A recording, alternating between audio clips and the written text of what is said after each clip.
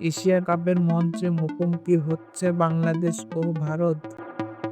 এই ম্যাচটি শুধু একটি ক্রিকেট ম্যাচ নয়, এটি সম্মান, গর্ব ও শ্রেষ্ঠত্বের লড়াই। গত কয়েক বছরে বাংলাদেশ-ভারত ম্যাচের উত্তেজনা বেড়েই চলেছে।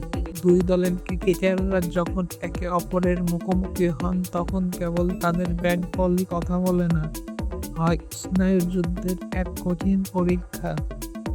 বাংলাদেশের ক্যারিয়াররা তাদের অদম্য মানসিকতা এবং হার না মানা মনোভাবের জন্য পরিচিত। অন্যদিকে ভারতের দল তাদের বিশ্বমাপের ব্যাটিং লাইন আপ এবং শক্তিশালী বোলিং আক্রমণের জন্য বিখ্যাত।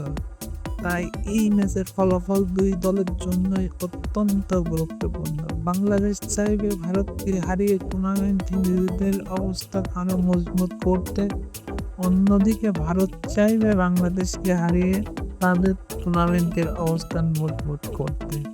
সো গাইস, এই ম্যাচে কে হবেন জয়ী? কমেন্টে জানাবেন।